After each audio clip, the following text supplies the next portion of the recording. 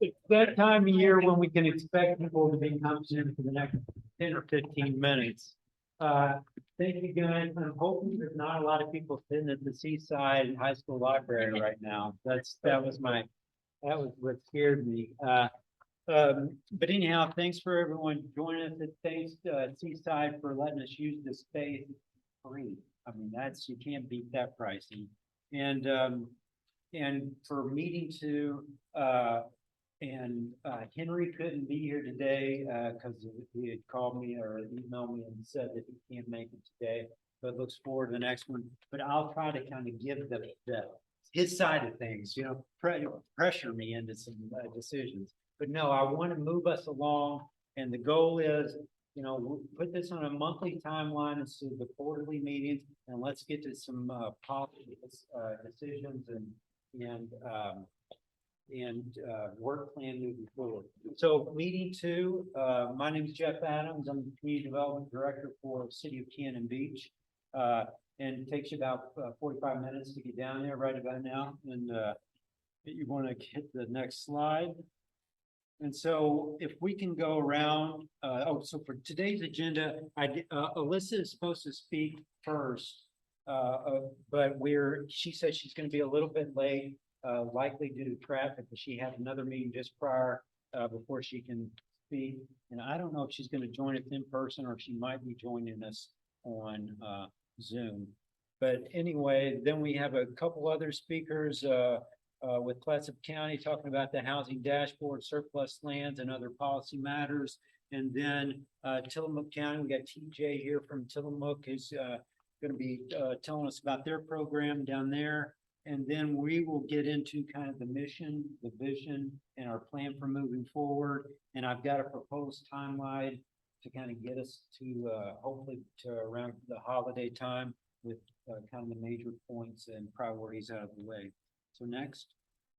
And so I introduced myself, and I won't make you say anything with your name and your organization. Mr.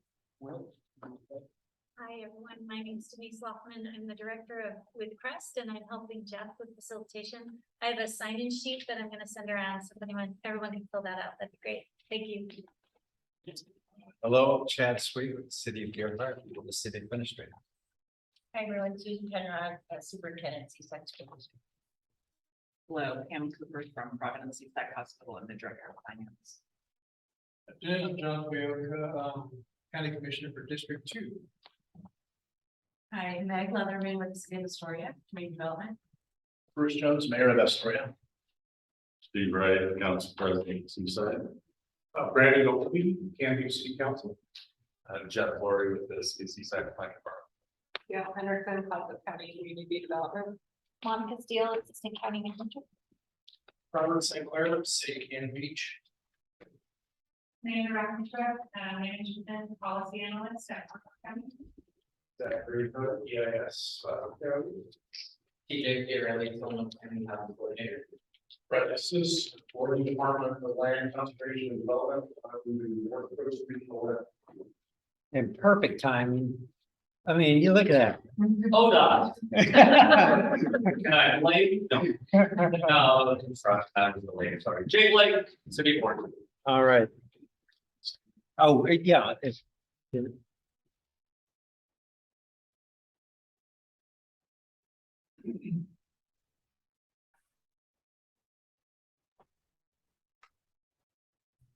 And for our Zoom people.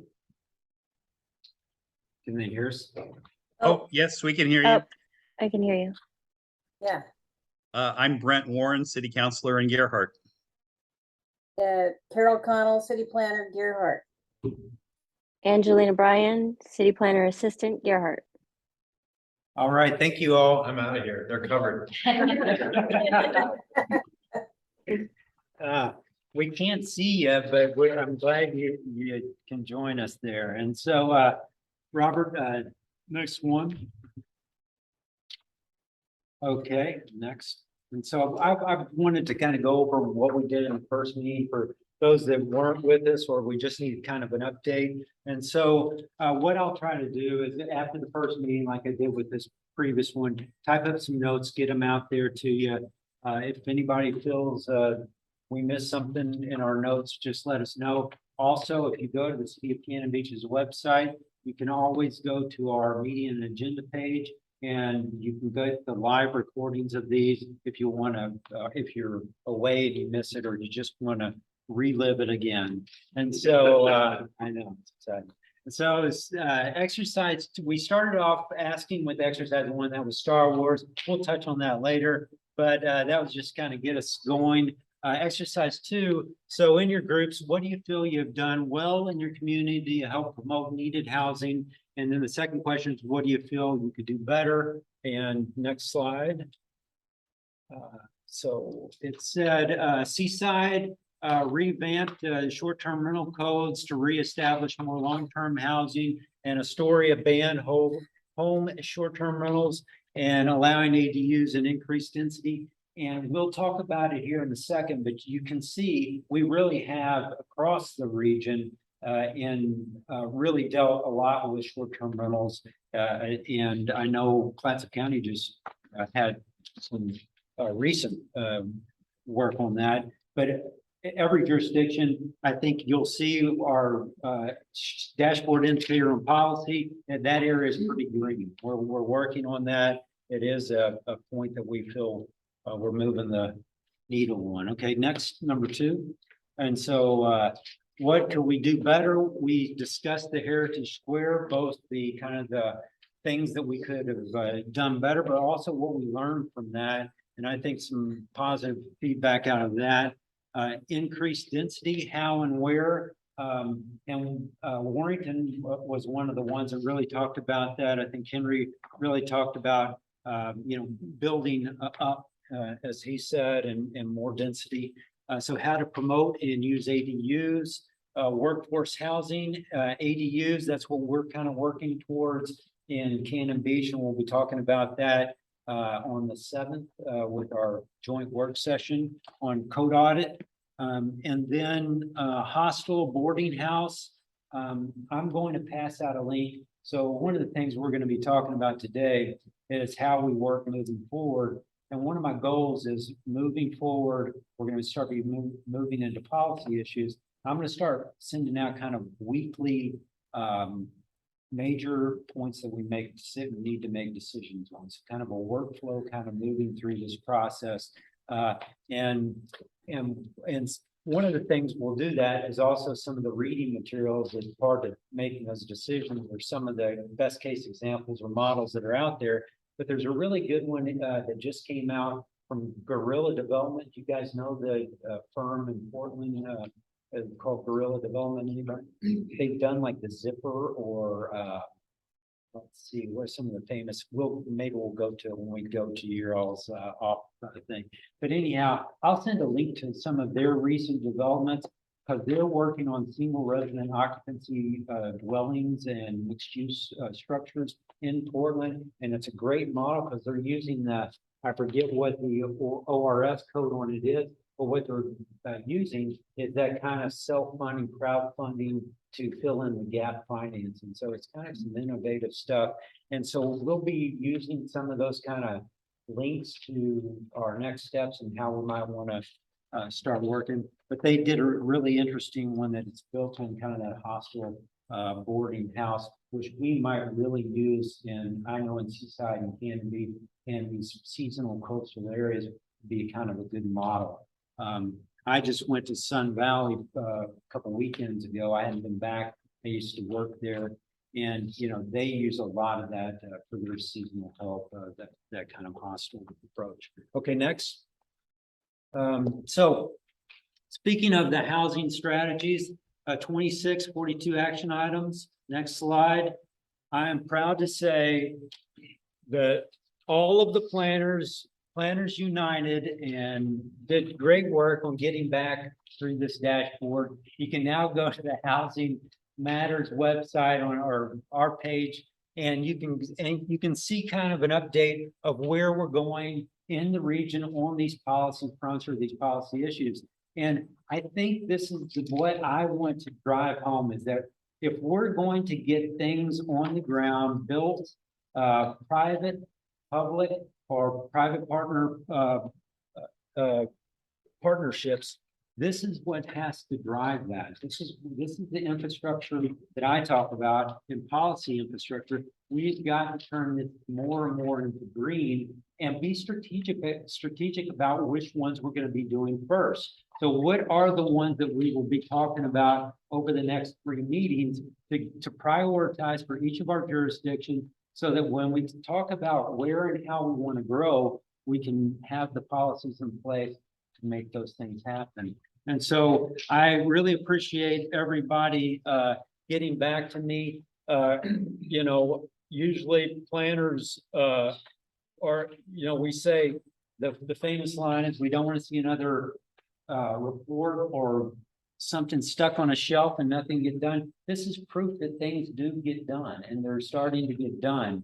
It may not be as quickly as we hope, but if we start targeting the things that really do matter and move those forward, I think you'll see some action. So I printed those out, at least the current one around there. And if you go to the next one, I think the reason the Warrington one's there is because it's 2 tabs, and I should have told you that. Okay, it's my fault. No. So, anyhow, so you know, we'll update this. It's live, so we can do it as quickly as we want, and then when we make changes, we can notate those changes, and you'll start seeing that. But it gives us something to kind of, you know, like I said earlier, the short-term rental stuff, which is down here at the bottom and on to the next page, those are green in most of our areas, because we're all dealing with that. We're all trying to say, let's limit those and work on that as a target area to move into the other kind of residential types and developments.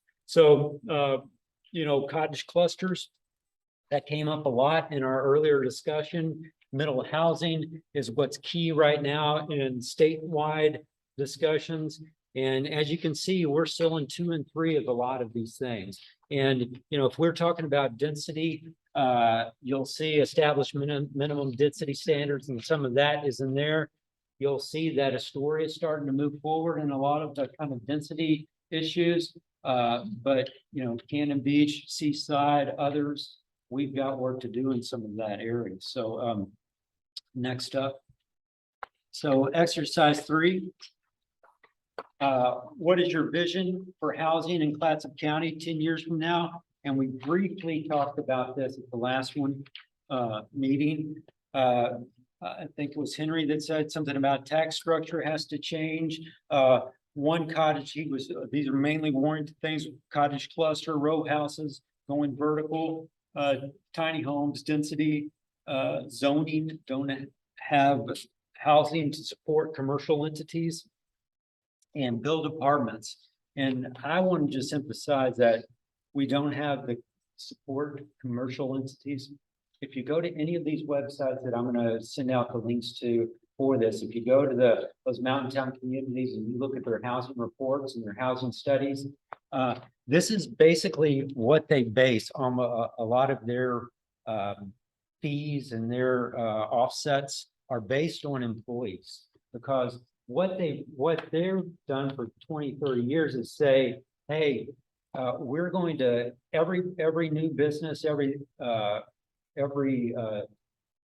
move forward with housing, even if you're building new residential housing, you have to have employees to build those houses. And so they do it by every employee replacement. And so that's how you'll see their calculations are done. And so we have to start thinking about essential workforces, or we're not going to have places for people to live. And one of the reasons I bring that up is because 2 days ago, my administrative assistant resigned, and she's moving back home or to Coos Bay area. And one of the reasons she stated was housing, that they just, you know, they can do it for 1/3 of the housing costs down in Coos Bay area as they can here. We're going to keep seeing that. We're going to keep having these struggles. My building official got a request from Seaside to cover for Seaside as the building official there for while they go out for their building official, because their building official resigned. I can count, and I think I showed it the last meeting, our staff, we have probably a third of our staff are 20 to 30-year veterans. They're gonna be phasing out pretty quickly. They're not gonna be replaced unless we have housing for them, and their housing will likely not be the housing unless we do something about it. So next up. So that brings us to the scope of work thoughts. We talked about briefly also at the last meeting, our scope of work, and it broke down to really basically two things that it both broke down into: capacity building and asset mapping. So I'm happy to say we got going on that immediately, and that's what we're going to be talking about, starting the discussion today. And we have some great partners that are going to be speaking about what they're doing. So next up. I'll let you talk about this, but Denise took one half and I took the other half.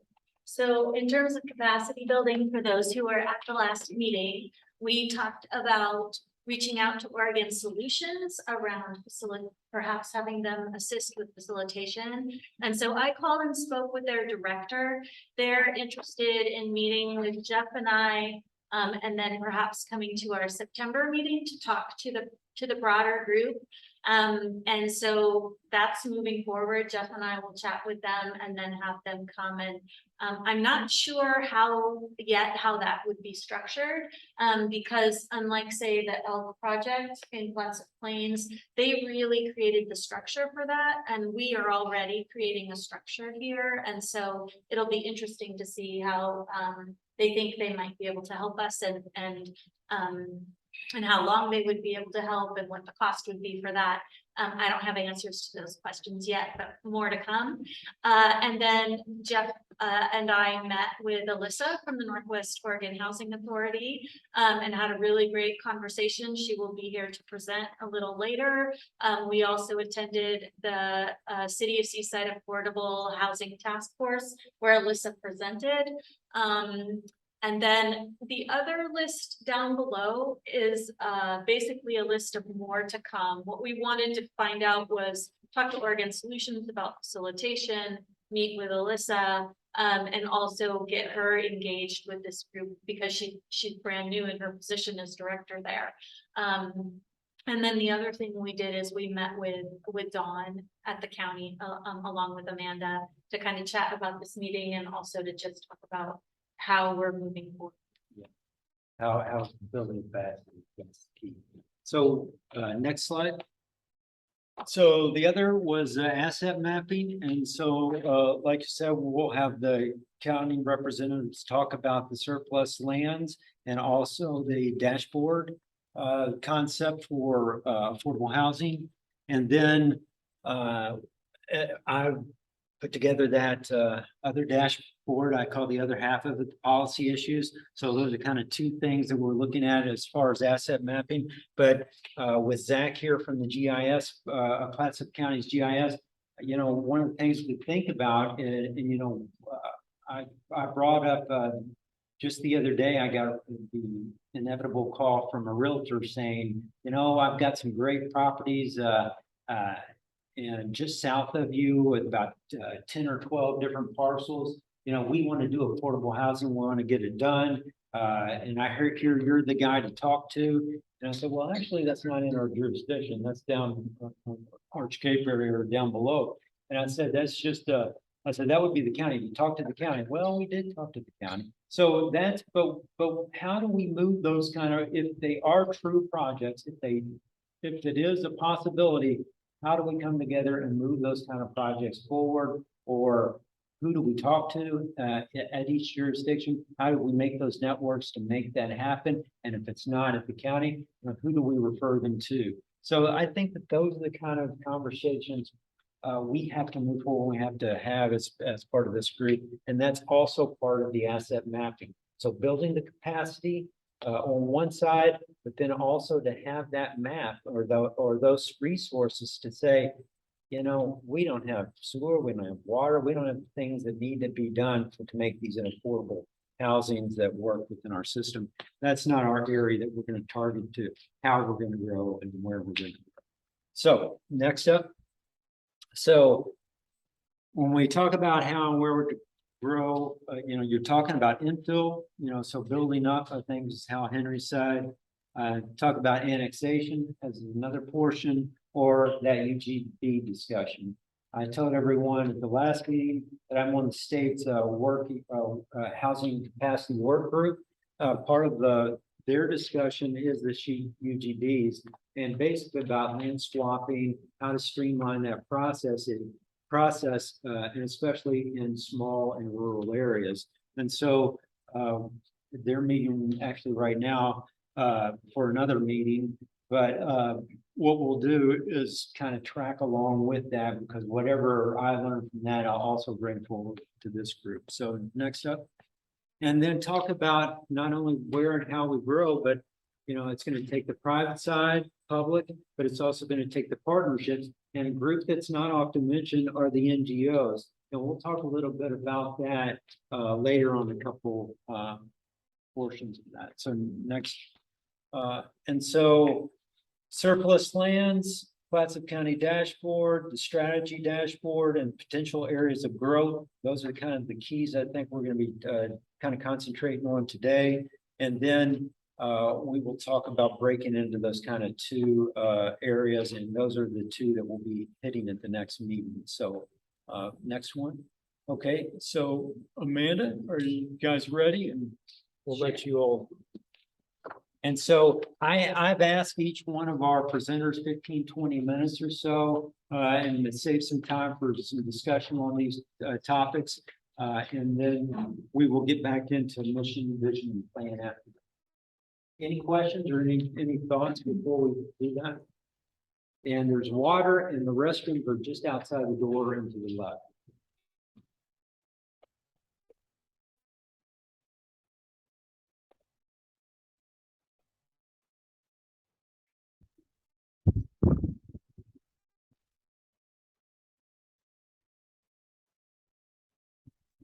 So I'm Amanda, with the County Management Policy Analyst.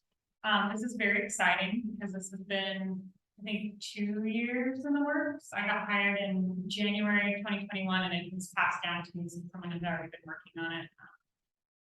My role in this has been a lot of the research and just kind of mapping out what was going to be included in the dashboard and then getting that data. And then Zachary is going to kind of go through some of the different tools that are involved in the dashboard, the GIS technician and actually built it. So I cannot take credit for any of that. There's three, first I just want to acknowledge this also has been a joint effort with the cities. So we can continue to work closely with planning, community development departments, getting their feedback about how we can do this better. Learning about updates, adding in new properties to some of the different elements of the dashboard. So it's been a real collaborative effort, and we're really appreciative of that. So it continues to evolve with feedback. So again, we appreciate feedback. If you have any, please share. It's mostly 3 parts. We have the existing affordable housing web app, housing development web app, and local housing studies and reports. So this first part is just kind of outlining some of the main things that have been going on recently in regards to housing development, or just talking about housing. So you'll know that talks about the regional housing taskforce, and then also the surplus parcels that Monica's going to be talking about a little bit. And so we have the existing affordable housing dashboard, or web app is the first part of it. And so I'm going to just kind of scroll through, and Zach is going to talk about the elements and kind of go into it. But this will show all known affordable housing within the county, and we have just kind of 2 drop-down menus here. One is when we're saying what do we mean by when we say affordable housing, and there's different categories. Emergency shelter, safe haven, transitional housing, permanent supportive housing, rapid housing, and other permanent housing. And so this comes from HUD's annual continuum of care, homeless assistance programs, housing inventory kind of reports. So I took those categories from there. And then also we have another drop down that just talking about what does it mean when we're saying affordable housing through HUD. And it kind of goes into the low income, very low income, and extremely low income, and we posted some of the data there as well. Something that I do after I was looking at this, prepare myself to kind of present this, I think we should also add what will be shown in the survey when we're adding properties and highlighting what are the AMI percentages when we're talking about affordable workforce and market rate housing. So as they're looking at those stats, so they can kind of have that info here as well. The next component is the housing development web app. So this is a huge part of what the city and county community development and planning staff have been a part of. So it's showing our known housing developments, market rate, workforce, affordable, and it's in real time. So you're getting to see how current development is being added to our housing supply and where it is in the development process. And then here there's a link right under it, and that's what planning and community development staff are using to enter in new projects. And there's another component of it. So when they already have a project that's entered into the map and they're going to be updating some of that project information about every other month. So the first one will be mid-September. We'll be reaching out to each jurisdiction individually, providing them a spreadsheet of their projects and that data. They'll go through if there's any updates, update that, highlight the cells that are updated, send it back to us, and then Zachary does those updates on the back end. So they don't have to fill out a survey every time there's an update or do that in real time, but that we're reaching out every other month. So then that's kind of how we're updating that aspect of it, but also they're welcome if there's something that they want to get out to the public sooner than later, a particular project that's gone to a certain phase, they want to be able to share that. They're always welcome to reach out and we're happy to do that in real time as well. And then this last part is just the studies and reports. This top section is stuff that's funded by the local jurisdictions. And then we also wanted to kind of highlight that there's been some other reports funded by third parties. Part of the motivation between being able to identify where these reports were coming from is I know the county has received a lot of feedback in terms of people asking about the 10-year plan to end homelessness because it says Clatsop Homeless Coalition on the report. A lot of people are just seeing Clatsop County, and so we've got a lot of questions about, oh, well, where are we on these action items that were listed out? And so just kind of being able to identify where these reports are coming from, so people are understanding what the jurisdictions are looking at and kind of what information you're working off of. But again, if you're looking at any of this and you're seeing reports or you're not seeing reports that we can be including, let me know. We're happy to add that information here if you want just an idea of where all that can be kind of looked at. That is it for me, unless you have. Okay, so we have a bunch of fun tabs here. Yeah, do that. Hello, everyone. My name is Zachary Hunt. I'm going to demo a couple apps. I will try to keep my pace high, but I will make sure to go slow. Show some of the cool tools that we have here. We're going to start with the Clatsop Affordable Housing web app. When you open up, rather when you click on these links from the dashboard, they just kind of open up this window right away. The splash screen will just kind of give a simple introduction, try to keep it short and sweet. A lot of people will probably scroll over this, but it really just explains the map is a basic web app with 2 widgets, and it has our county seal and a little disclaimer, and my contact info is down here if any of you would like to reach out. It's a basic Clatsop County web map, similar to our web maps and all the other products. We try to keep it consistent and basic. We have a couple of different layers that are displaying immediately in this affordable web app. The existing affordable housing and surplus lots. There are points on the map until you start to scroll in and things will kind of start to dynamically change. I guess I'll zoom into the south slope here. You can see your legend dynamically changes with what layers are displayed in the map.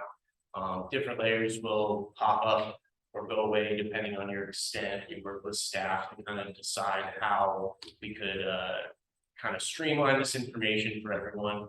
So this is a good extent to kind of maybe just demo an affordable housing property will look something like that with a little bit of information, just things that we think are publicly appropriate to include. If there is a publicly available web link, then we'll go ahead and include those. Just to help those affordable properties be a little more accessible to the public. It also shows public services like grocery stores, bus stops, healthcare, schools, the county lots, which are into polygons. As you zoom in. Could you admit that?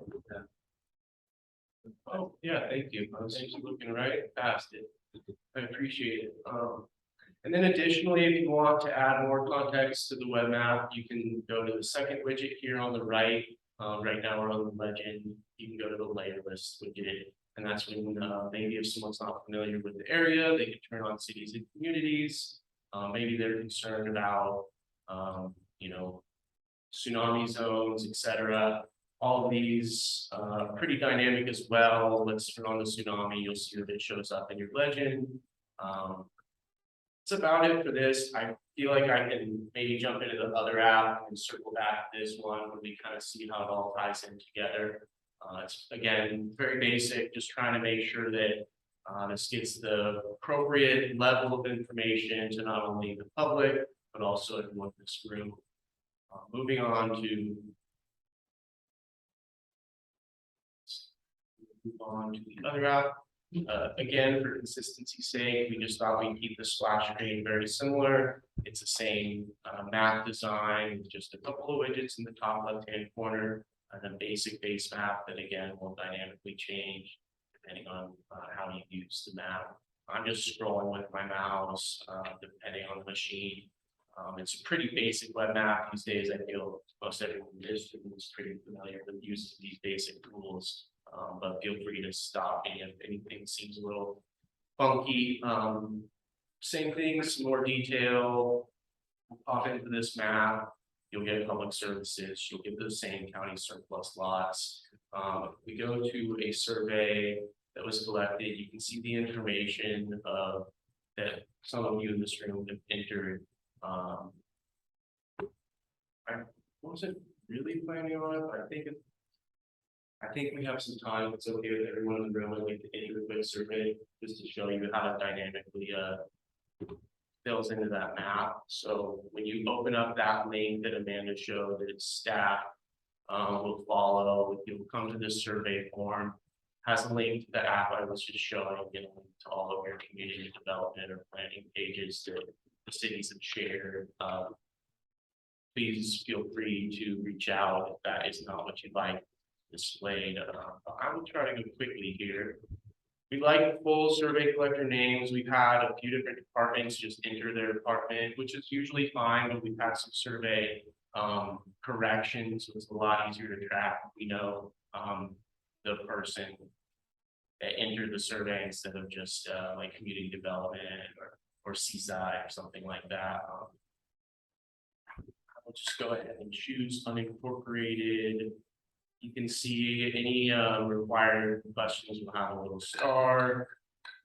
Everyone uses, I think most everyone uses Stella, but feel free to use whatever permit number makes sense to you. It's really just for my tracking purposes in case we have corrections later on.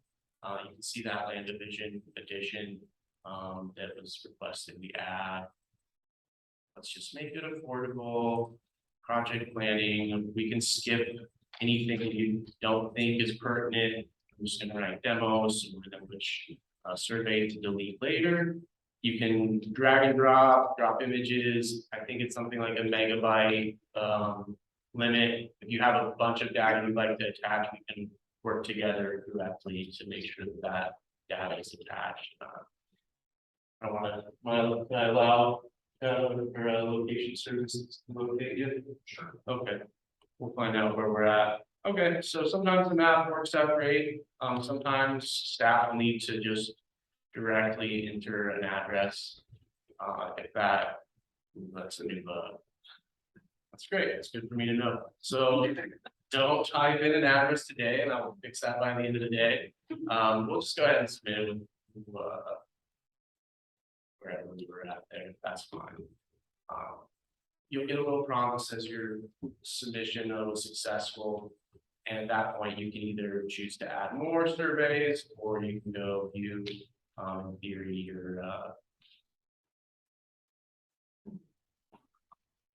So Zach, on that, so Amanda was saying it's in real time. So will you get prompts and then you go in and verify or check that? Is that how you're? Yeah, that's a great question. So I'll get an immediate notification that that survey's been added. We've decided for licensing reasons to keep it open to the public, so that link is public. I feel like I could probably clean up, we have some data that we don't want showing on that map. Otherwise it gets a little complicated, so I'm monitoring that every morning. It's kind of just on my daily tasks, just to make sure everything's ops normal. As you can see, little curveballs will happen where my analysts updated our search engines. Now our search engine is asking us to log in. That's a perfect example where, it does require daily monitoring just to make sure that there are updates to our server. We can correct that on the front end. So, but yeah, that's pretty much it. Other than that, we will, I think the last point is once these survey points move the certificate of occupancy, over the years, we're going to pull all of these points and add them to the current existing affordable housing stock. So I'm not quite sure either on the semi-annual basis or maybe even sooner. We'll be pulling these certificate of occupancy points once we actually have folks in those buildings, and then we'll be adding that to our affordable housing map. I promised I would circle back to this. So then those points will be added to our existing housing stock. We originally had planned to have both of these apps together, but it just kind of seems to make more sense to have a development app that is primarily for the people in this room to track progress and see maybe weaknesses or areas of improvement in our housing stock and how it pertains to the rest of the surrounding community, and the affordable housing web app, which just shows what we have and what is available to the public. I'll leave it at that. I don't want to overspeak, but I'm happy to answer any questions. Alex. I just get it. So, for the certificate of occupancy, if it's affordable housing, then we'll be noting it on the affordable housing web app. And for all types of housing, market rate, affordable workforce, we're going to be noting them as one of the layers on housing development web app. And so that way we'll track years. So we're seeing how many units, how the inventory is increasing over the years. And so that'll just be like another layer, like similar to this county zone in the past, to be able to kind of see how it's there. But if it's workforce housing or market rate housing and there's certificate of occupancy, then it will be the dot on the map will be removed. Both in addition to the work around it will be removed and then added to the layer. So you won't see it as an active dot, just kind of sitting there as a certificate of occupancy. You see it as recorded as that's available property. And that might not mean that someone's seeking out tenants right now, but that means that unit has been completed.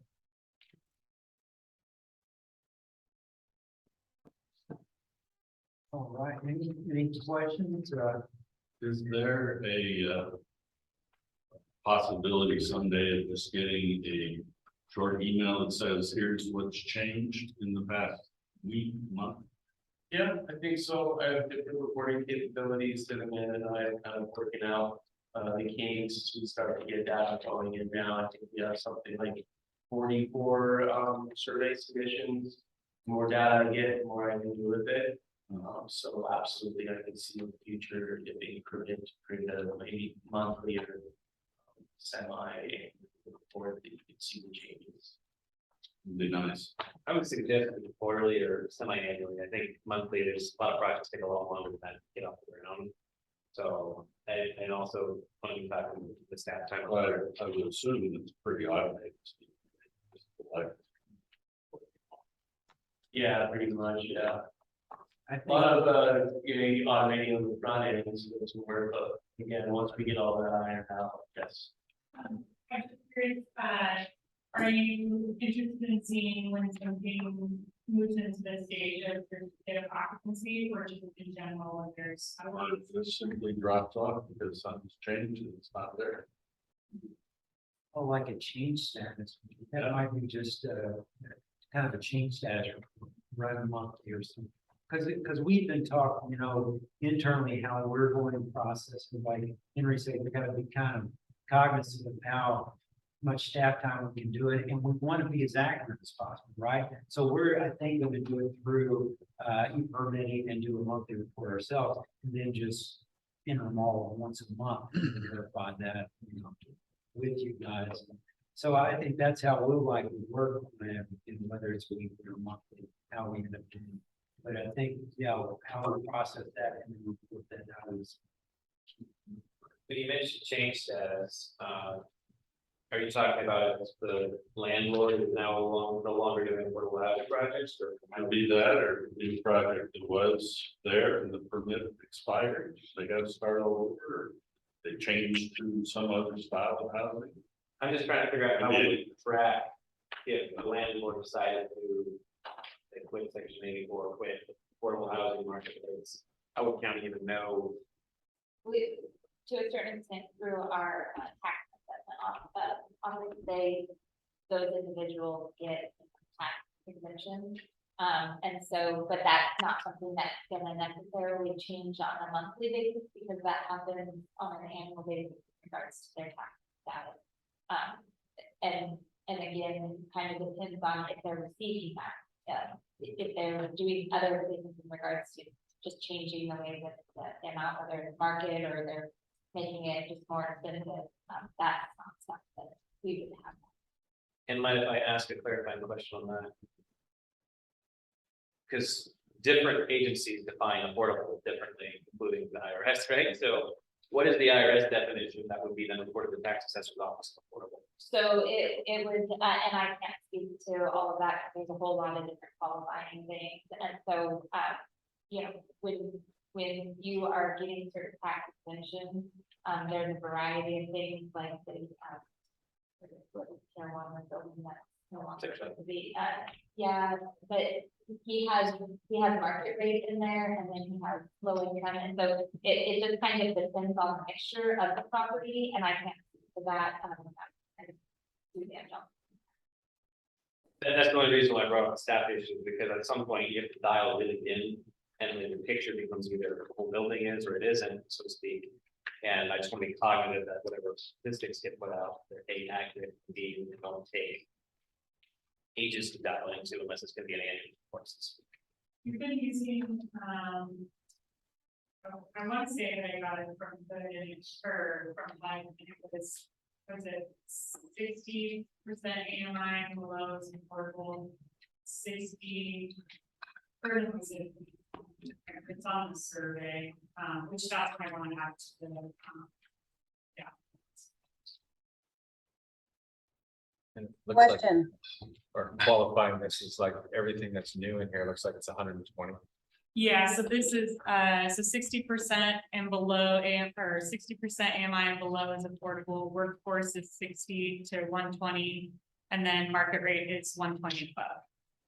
And there's certain things too, where, you know, you can have housing that allows Section 8 vouchers, but then there's other projects, affordable low income housing projects that do require bonding and such, that means that the property is for, you know, 20+ years after maintenance status. Where if you are a landlord who has Section 8 vouchers, you can decide I no longer participate in this program. And so those sorts of things can vary too. The ones that are the bonded ones, those are easier to track because they have to be that status. And working on one of the Eric Square work and so in City of Astoria, I mean, any of the affordable or affordable like workforce housing projects funding from the state that would receive some sort of tax abatement. There's a whole that's going to be easier for the county to be able to track, because it really doesn't come off the affordability roles. There's the whole project is developed around that concept. I think probably the ones that maybe harder to track are the ones maybe like Carolina's project that receive some of the Section 8 vouchers that are these changes. Those are the ones, and that would only happen on an annual basis as well when they're. All right, well, thank you all. It's, I have a question, Jeff, Carol Yeah. Connell. I see you said you added land partitions to the dashboard. What's the, I'm sorry, Carol, I didn't quite get that. Oh, I think you said you have added land partitions to dashboard. And did you hear that? Yeah, so partitions and subdivisions, yeah, I think that is now one of the things that you can put in the survey. So my question is, at what stage do you want the land partition? I assume you wouldn't want to know, or subdivision, until it's recorded. And since it's recorded at the county, would you be notified by the county department of a recorded land division or subdivision? The county doesn't typically report that to our GIS department. And so if the city is aware that a land division is happening within their jurisdiction, that would then trigger Zachary to follow up on more information on that. But that's not something that typically would be communicated to our GIS department. Yeah, I think, Carol, from my understanding, when they were putting that survey together, that's going to be up to the jurisdiction to make that. So I think it's for us to discuss as planners, I think, really, what's that threshold we want to, when we want to put that in, and, so I think we can talk about that moving forward. And it's to allow, so that people can see visibly when land divisions are happening. It won't get recorded like in the layers in terms of that inventory, but it's just part of the component in terms of being able to see if something's happening there. And it might not be years until, after that, the land division is done, and then from the app, it's not a part of it until another project comes up that's actually on that, on the spots. But it's just to kind of round that over. But you wouldn't want to see it from the city of Gerhart until it's had its final signature, because that would at least save the unknown of if it ever even got finalized, right? You don't want to see it as soon as one arrives or is approved. You wouldn't want to see it until it's been assigned. That's what I would say. I mean, if it was up to me. Yeah. Okay, that's good. And so, Monica, did you want to talk about surplus land now, or do you want? Sure, whenever it Okay, doesn't matter. yeah, if you want. I had a question about the GIS system also. So I realize that it's mostly for governmental policy, promotion of affordable housing. But I have seen similar systems utilized by citizens and consumers looking for housing. So it would have availability of housing, occupancy, the different income levels, if there's income qualifications. So it could help people seeking housing to shop. Is that something that's a possibility down the road?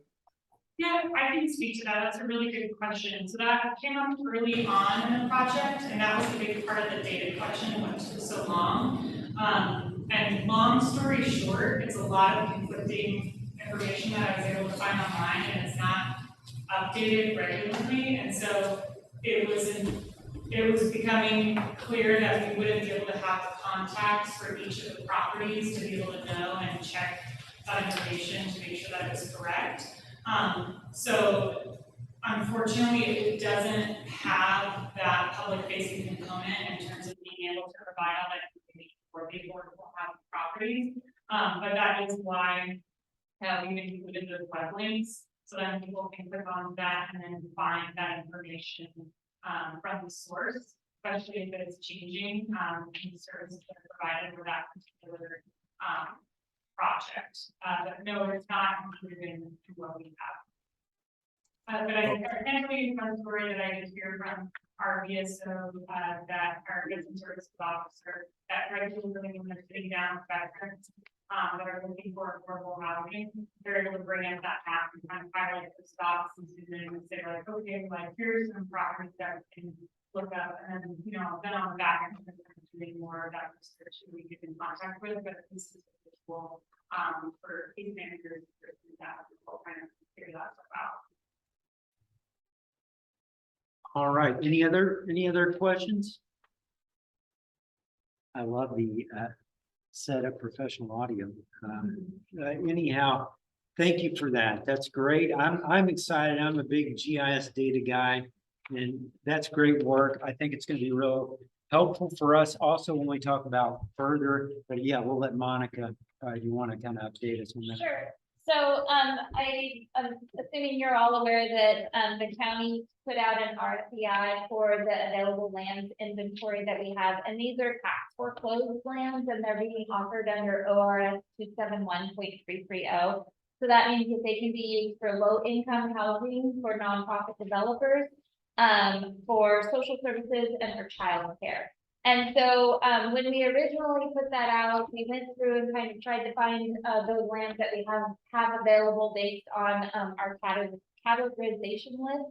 And we had properties in Seaside, the city of Warrenton, the city of Astoria, that were offered up.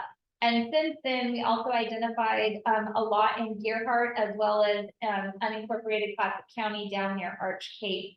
And through this process, the County Board of Commissioners just recently did a quitclaim deed to the city of Seaside for 2 lots. And so the city of Seaside is, my understanding, working with a nonprofit developer to look at creating affordable housing down there. We have had other social service agencies reach out to us about properties in both Astoria and Warrenton, and at this point in time, they're still kind of doing their due diligence, and that's in regards to the Clatsop Care District looking for an alternative location for their care facility. And then we have also, and I saw it on your list earlier, have been having conversations with the Hacienda Group. They are a modular housing developer, and they have a grant with the Port of Portland to develop these modular homes. And I think it's 13 different locations throughout the state of Oregon that they are trying to site one of these homes, so that way they can kind of see how they hold up against the elements for the different parts of the state. And so they are actually supposed to be here tomorrow. They are looking at a couple sites in the city of Warrenton, as well as in Gearhart. And so we'll know more after they've had those conversations. We have had people contact us about the lots that, or actually we haven't had them contact. We've contacted people about lots down in unincorporated Clatsop County. Because there is about 11 acres down there, and it is currently zoned so that you can have a residential home as well as an accessory dwelling unit, and it is a part of the Arch Cape Water and Sewer District. So from a affordability perspective, not having to create a septic system and such, that is a good thing. We haven't had much luck in regards to people wanting to take us up on that, but we'll continue to try and offer it up. And we have also had people contact us about these lands, but they are not nonprofit developers. Under ORS 271.330, they have to be nonprofit developers. These are foreclosed lands, and so if there are other developers who want to acquire these lands, we would have to go through the foreclosure sale process, and so then everybody needs to have an opportunity. So at this point in time, until we've exhausted our efforts to try and get low-income housing or other social services cited on them, we're keeping them on this list and not offering them up for foreclosure. And then the other thing that I will just say is, many of you probably heard a while ago that we were awarded $500,000 for a brownfield grant. And so we closed the RFP on that earlier this week. And so we are now reviewing the RFP. And part of that is to identify sites that would be available for either housing or economic development are the focus areas. And so we'll be working with the consultant to go through and do phase 1 and phase 2 assessments, and then that will also help us if it's owned privately or if it's a jurisdiction who owns it, what we can do to get grant funding to clean those properties up to utilize them for hopefully those purposes. So. Monica, Yeah. on those surplus lands that you have on the list, and you said you got them for nonprofit ones. Is there a time limit for how long you can keep them on that, or is that, or to move them if you were approached by a non-nonprofit, just a regular developer? I mean, are they you guys held to a certain time period, or you can do No, it's just a matter of, we would then need to go before the board, depending on how it's been categorized, and then determine when we're gonna have a county land foreclosure sale and go through the process that way. Okay. Monica, would it be an option if there were a developer in any of our cities that wanted to put up workforce housing? Would it be an option for the county to transfer the property to the city, for the city to then be able to work with the developer? If that would be more expeditious than going through a foreclosure process? I mean, I don't know if it would be more expeditious, but is that something that's possible, that's legal? That part I don't know as to the legalities of it, because we can turn lands over to cities and other jurisdictions for other purposes outside of ORS 271, but I don't know in regards to that, if that would be something that's a possibility. Yeah, great idea. Any other questions or thoughts? I thank you all. Thank all the county for all of that. I think it's exciting work, and If I can add Yeah. one other thing, just to kind of throw it out there, also, in talking with Gail, that property in Archgate, while it's zoned residential, it can be rezoned for multifamily as well. oh, yeah. Yeah. Okay, I'll have to follow up on that one. And so next up, I was gonna let TJ from Tillamook come up, and do you have a presentation? You're just gonna speak, TJ? Presentation, it would be okay. Yeah, perfect. That will. Great City Hall. All right, well, one other thing I can do is very quickly email this to. Yeah. I'm sure we're gonna. And it's great TJ's next, because talking about brownfield, they're heavily involved with brownfield development down in Tillamook, and he'll have some exciting stuff on that. And then I don't know Alyssa, I haven't seen Alyssa, so maybe hopefully she'll get here in time. If not, we can just discuss some of our conversations with her. Anything else? Anybody? Any other updates? We could do that right now. We could go around to each jurisdiction, like a 5-minute update on some of the work that they've been doing in affordable housing, or on that front. Jeff, do you have any updates from Seaside or Steve or anyone? Yeah, the land that surplus that's quick claim to us that we're working on, figuring out the possibilities of rezoning it residential, so it could be built into apartments or affordable housing. Multifamily, are you thinking? Okay.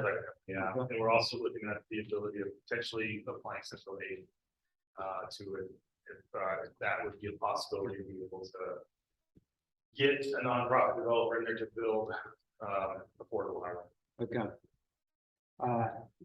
Anyone want to next story? Did you, I'm not sure it was talked about last time, not much has changed in a month, but we have the Owens Dare is actually moving forward. They got awarded a grant, and they're adding, I think it's 100 units. It's 50. 50, okay, so they have 50, they're doubling. It's a multi.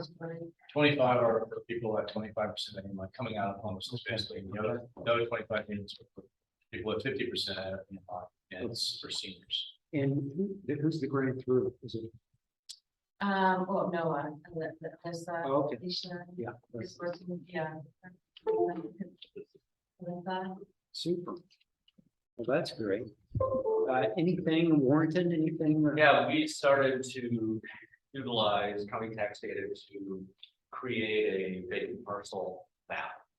And that mapping is, we've drafted it, doesn't look very pretty, but it does indicate a lot of parcels that are vacant. However, if you overlay national wetland inventory and or hydrosoils, 90% of what we have that's vacant has some types of restrictions on it. So it's trying to determine the developability, because, you know, at what cost is it developable?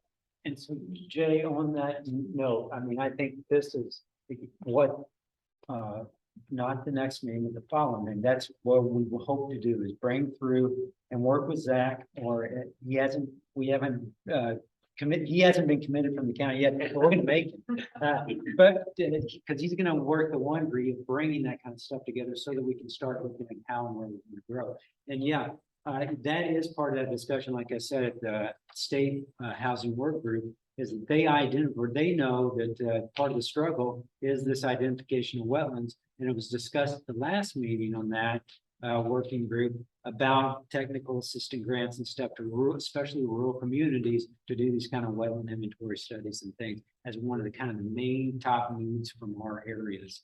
And so I think that's kind of exciting one for all of us to hear, because I every day have to hear about you know, because every home that goes into Cannon Beach right now is mainly has a adjacent wetland or a wetland area, and it's always a concern in our area. So TJ, are you ready? And thanks for coming up, and you're welcome to take the floor. Excellent.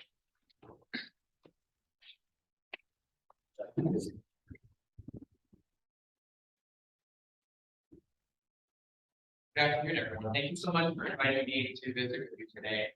I'm just really, really happy to hear that other communities around the coast are pulling their resources like they really have to in rural communities to find solutions to housing. I come from Eugene, Oregon, where, you know, there's a center of gravity there that we've had sort of in Sonoma County as well. There's sort of one city that has a lot of influence with smaller communities that are able to sort of tack on to a lot of that. A lot of the resources that we had in Lane County were a result of the financing that we were able to get, the FTE positions that we had on board to help us go out and find grant dollars and opportunities out there that are just harder for us here on the coast to identify. I spent the last 10 years or so in Lane County focusing on this, and I specialized in brownfield redevelopment. And so when I was looking around for what my next goal was going to be, I finished a PhD at the University of Oregon after a master's and a couple of other degrees, worked privately in Lane County. Decided not to go tenure track, really wanted to work in the public sector. So Sonoma County looked like the perfect opportunity to leverage both my background in housing as well as my background in brownfield remediation. The presentation that I'm giving to you today is going to tell you the trajectory that Sonoma County is taking and where I've taken it in the last year or so that I've been on board. So our housing commission has a very simple mission, and that is to collaboratively advocate for attainable and equitable solutions that impact our county's greatest housing needs.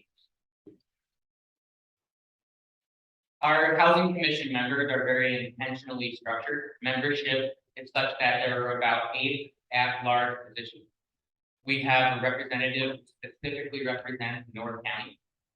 We have representatives from large employers throughout our counties. Some of those who are struggling the most to find housing for their employees. We have representatives from nonprofit organizations that either focus within the space of housing development or serve people from very low incomes. We also have representatives from both real estate, commercial as well as residential real estate backgrounds on our housing commission. And of course, we have representation from South County, which is an area of the county that has no incorporated city, and Central County, which is, if you think about Tillamook County, Florida has a center of gravity with Tillamook and 5,000 or so people within that city. In total, though, the entire county has about 26,000 people. And so having representation from lots of different industries and a large geographic distribution is one of the ways that we're really able to leverage the resources that we have in our community. So I want to talk a little bit about what it is that we're trying to accomplish Delaware County. We're really focusing on missing middle housing. Coming from the city of Eugene and having sat on the planning commission in Eugene, really implementing House Bill 2001. You know, in larger cities, you can go to the community and say, do you want the model ordinance or do you want to work with us in order to develop something that we have to do? We don't have that luxury on the coast, at least not in the communities that we have within Delaware County. So we really have to win hearts and minds. One of the ways that I do this is I speak to the community about increasing density in a modest way that fits in with the fabric of our community.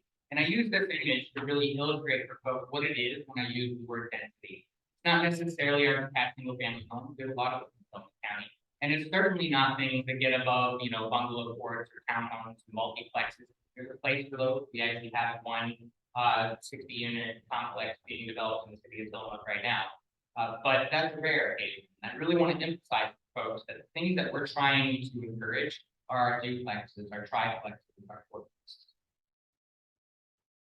So I want to talk to you a little bit about the different committees that we have on the Tillamook County Housing Commission, beginning with our Public Education and Outreach Committee.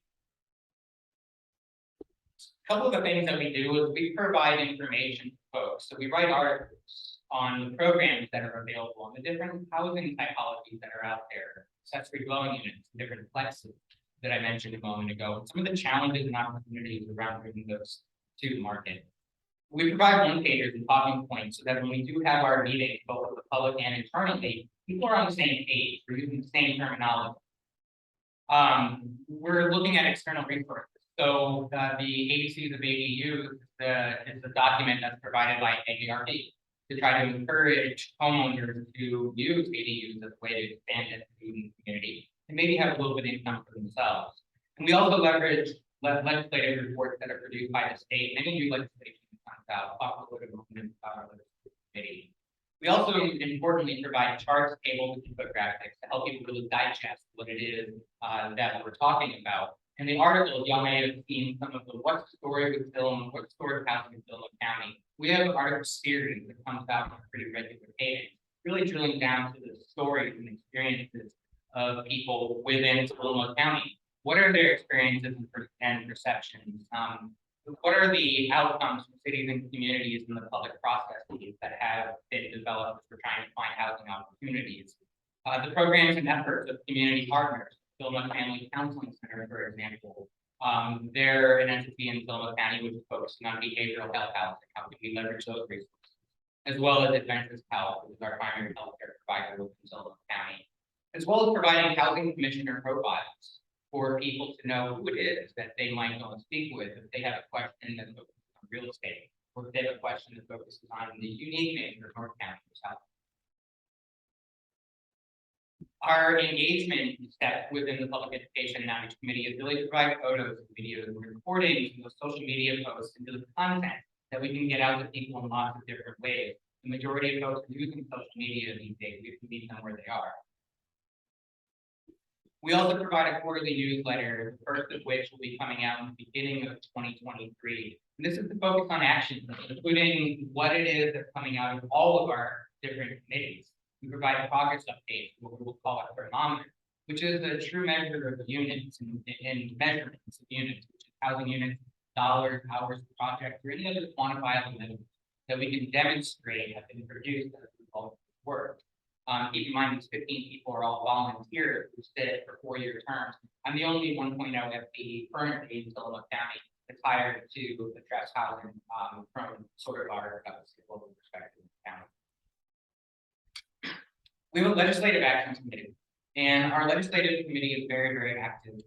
We have identified 4 primary priorities that we'll be leveraging over the next biennium to try to really go out there and find what legislation is being brought forward right now. What can we influence our elected to bring forward during legislative day this month, which is coming up? And how can we go and speak in favor of legislation that is being proposed that would benefit Tillamook County? Our number one constraint, and I doubt that this is any different here in Clatsop County, perhaps I don't know, but infrastructure. Infrastructure prevents us from being able to develop. In fact, House Bill 2001 carved out an exception. If you're able to demonstrate in the community that you have infrastructure challenges, those properties can be exempt from that process until those issues are addressed. That's something we really have to focus on. We're really trying to look at legislation that gives us technical assistance and direct financial support in the form of appropriations, in fact, that would help us expand water resources capacity. I wanted to put on your radar something we're tracking, which is House Bill 3040 and House Bill 4014, which in 22 extended this document that's being produced by the LCD, the EQ, and Department of Revenue. It's really looking at a infrastructure constraint, really analysis around the state, and breaking it down into House Bill 2003 regions that have been identified. So we're expecting that to come out at the end of this year in December. And our legislative committee will provide recommendations for Housing Commission on ways that we can actually leverage some of the recommendations that come out of that report. We're looking at buildable lands. So we want to look for legislation that's intended to increase the availability of building lands for housing, buildable lands. One of the pieces of legislation we looked at is House Bill 2284, which was under OHDS in consultation again with a number of other agencies to establish and administer the Oregon Industrial Site Readiness Program. This is just one example of some of the properties that we can keep on our radar and collaborate with our state partners. We're trying to understand how do we take formerly industrial sites. We also were a recipient of the grant program through EPA. How do we go ahead and actually leverage those resources? This is one of the ways that we do that. We're looking at density, specifically legislation intended to enable or prohibit the exclusion of actually modest increases in density inside and outside urban growth boundaries and rural communities. House Bill 2001, as you all know, is a housing choice bill. One of the things that we need in rural communities is something, a corollary, something similar to House Bill 2001 that allows us to increase density or at least give some pressure from the state above. And it allows us to go to communities in the same way that folks need to go to communities and say, let's do what have to do. It's necessary to take recognize it as a goal, help us meet us where we are and help us figure out how we can make that happen. And then also housing types. We're looking for legislation intended to enable or prohibit the exclusion of non-traditional housing types. House Bill 4064 out of 2022 legislative session prohibits local governments from prohibiting siting prefabricated structures in all residential zones. It's a very simple, straightforward example of the kind of legislation that we want to take pushing forward.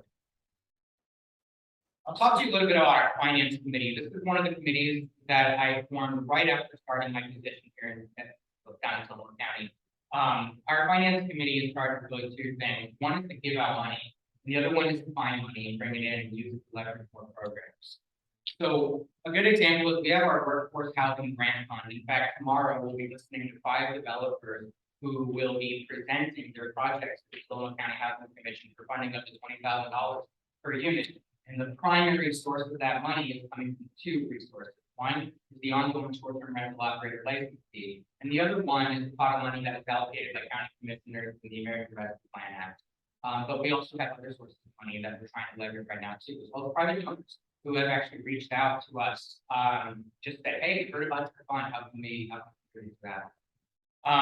The goal here is competitive award. It supports multifamily housing development, and it prioritizes rent up to 120% area median income. We're really focusing in that 60% to 120% workforce housing area median income. Although we do have several of our developers, including the large complexes, but we're in that 30 to 60% area median income, which is squarely in the wow.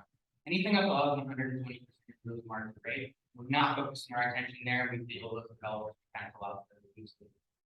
And again, this is funded through our SDR or the licensee primarily. And we'll require annual reporting from our developers. So they have to confirm that those rents, given the escalation increases that HUD puts out on the table every year, they provide them for Tillamook County, they provide for every county around the country. And we simply take that information and place it on our website so that they know how much they can increase those rents every year and remain in compliance with the affordability commitment that they've made, particularly on a 10-year, 20-year. We do grant writing out of the finance committee. So we're seeking grant opportunities for housing. We want to collaborate with community partners. This is the primary way that our finance committee is going out there, leveraging resources and opportunities that other nonprofit organizations might be considering. How do we pool our resources to make this come together a lot easier? And we're looking to promote housing programs. So in addition to the program that we have right now, which is the multifamily rental housing fund, we're looking to find ways to fund homeowners. people who don't make a lot of money who would like a home. And as well as other programs, the finance committee will be recommending that we want to provide dollars towards over the coming years.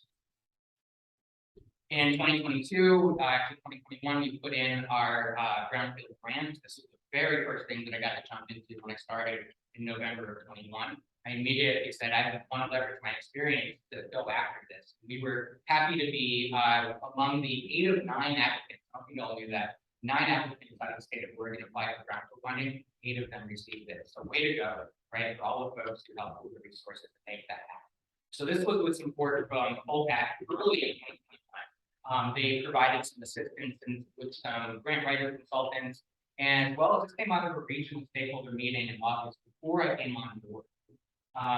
The purpose here is to focus on abandoned or underutilized properties where reuse is complicated by actual or perceived environmental contamination. One of the reasons developers don't touch previously developed sites is because they think that there might be contamination underground. One of the things governments can do is conduct a phase 1 and phase 2 site assessment and really provide that information with the alternative to brownfield cleanup analysis. Really a sheet of how much it costs to clean up it. And then developers can take that and run with it. It might reduce the perception of risk. In fact, it does in many cases.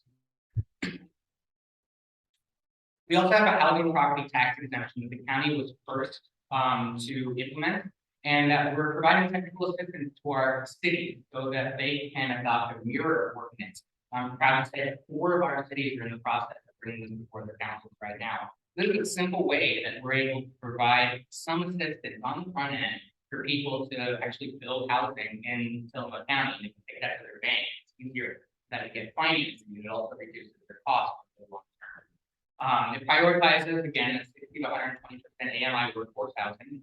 It incentivizes medium density development. Think of that image a little bit ago, 2 green bars. It's focused in unincorporated Tillamook County, because that's what we have authority as the county. But again, we're providing technical assistance to our partners in the city so that they can look at our ordinance, see it as a model and implement it there. I also go and speak with the city council to answer their questions, provide guidance, feedback, and things they like to share.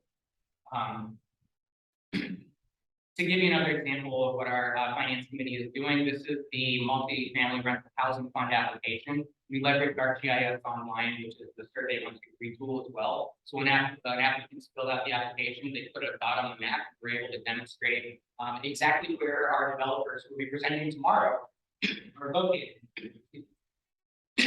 Each one of these data points includes all of the responses to the survey. So this is a nice, easy way to collect for the community, as well as for housing commissioners. Who's applying and what are they looking to do? We have a development committee, and this committee they used to focus primarily on how we improve our development code at the county level. That's really what our planning commission does. So what we've done with the development committee is started to think a bit more strategically about ways that we can recommend to the planning commission modest changes to the development code, but also in ways that we can start to think about planning and zoning housing opportunities in different ways. So to just sort of leverage where we started, we had our housing needs analysis in 2019 that said we needed about 2,930. We have 2,900 year-round residents that'll be coming in over the next 20 years. We need 23 to 2,600 new net dwelling units. That needs to happen somewhere within the county. Our housing needs analysis recommended some short-term actions, which is to work with publicly owned properties, identify where those are. Work with cities and sewer districts, encourage ADUs, and encourage upper-level development. There's vertical housing development. There's vertical housing property tax exemption that's available through the state. That's something that a lot of communities can begin to look at, including the city of Tillamook. And then also leverage some community development block grant funds. Other state grants and federal funding dollars might be available. How much and which types of housing do we actually need? Our housing needs analysis broke down sort of where we are now versus where we envision our community being later when we actually roll out some of that modest density increase that we're talking. We also do a lot of mapping and spatial analysis. I come with a background and expertise in GIS, but one of the things that I really wanted the county to do when I came on board was to get it in our GIS online license, Large Pro, and give us a tool that we can use to communicate with our communities as well as internally.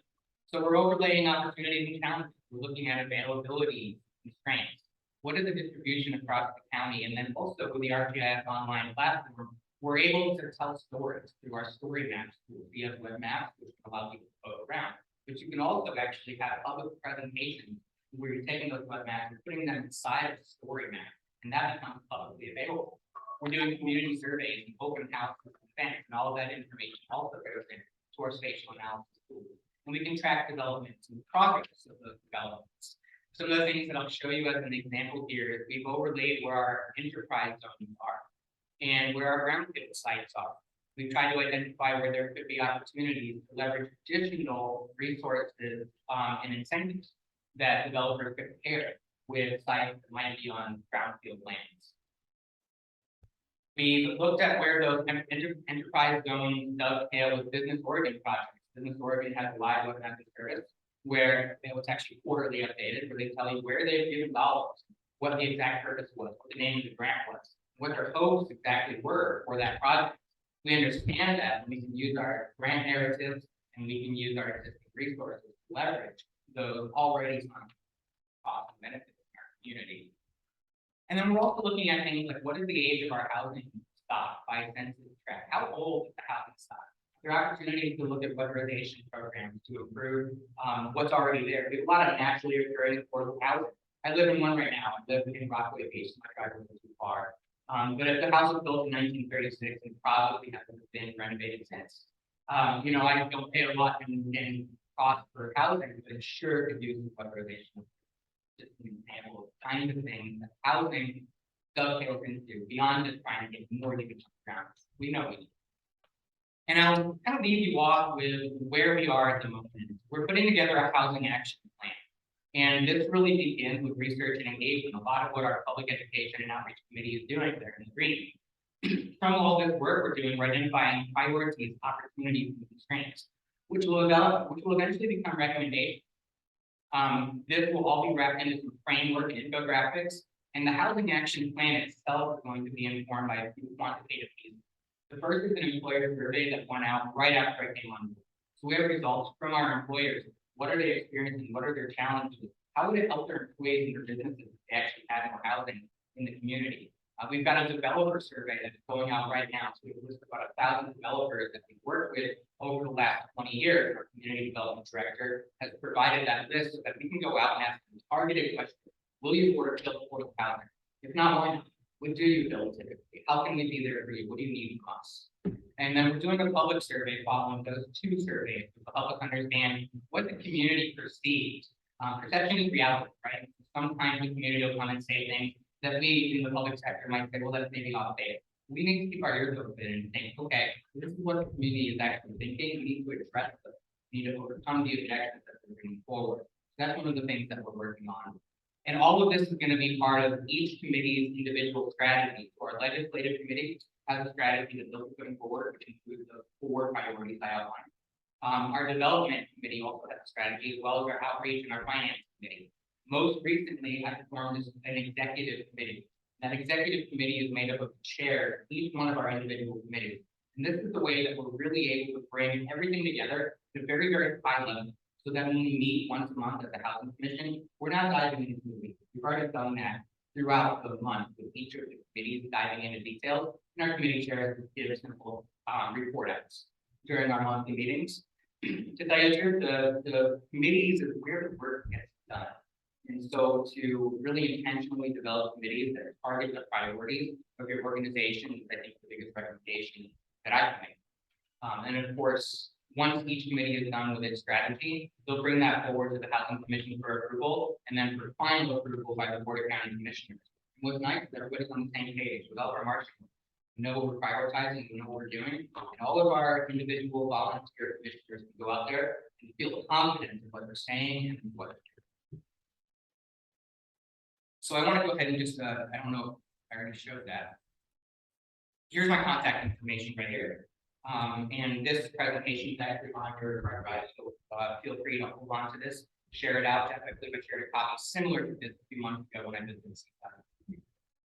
Anybody have any questions for TJ? When do you sleep? Or maybe you actually live in an old place in the woods. You know, one thing I'll mention really quickly is that if you're trying to find the public affordable housing complexes rely on the ArcGIS online and living address tool, which actually highlights a live web mapping service that tells you all of the subsidized and unsubsidized multifamily projects that exist around the entire country. And you can not only see how many units are in those complexes, how many are vacant, because those landlords and those operators report out to HUD on a regular basis. So this allows you to look at where do we have that housing now, where are we trying to direct it for talking to our developers if you're tracking the projects that are coming forward. I'm telling you, I asked the same question, you know, what TJ is just, he's a force of nature, and I mean, we're lucky to have you in the region, because I often come up here and I get knocked for bringing up Sun Valley or Ketchum or wherever, but this is being done in Tillamook, it's being done in a rural area or Oregon coast, and so we can make, you know, these changes, these differences. I had a question for you. How are you guys tracking, you know, your progress? Do you have goals set out for your vision of how many or what percentage, or do you have anything like that, or how are you all doing? So it's interesting you asked that. We didn't really have goals when the Housing Commission first developed.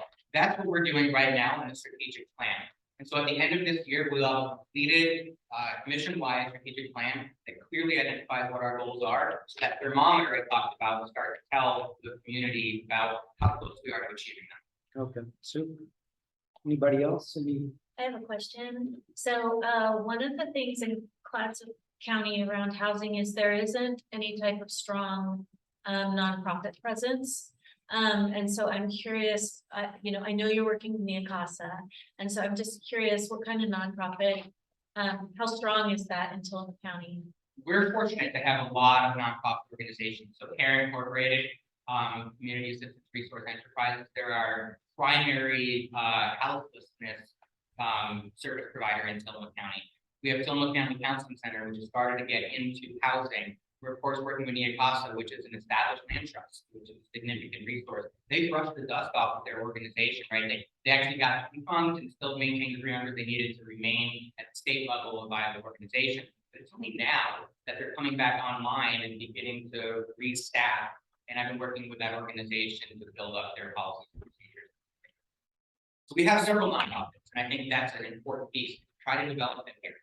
And do you think Mia Casa would be a resource that could expand regionally? And so that type of community trust, housing, land trust, you know, could kind of grow across both counties? It very well could. I can't speak for them. They're just trying to handle just what you're doing locally within the handle, and then hopefully stretch it out to Tillamook County. The thing I'll mention though, there's something called the Village Collaborative online. They're a network of community land trusts around the country.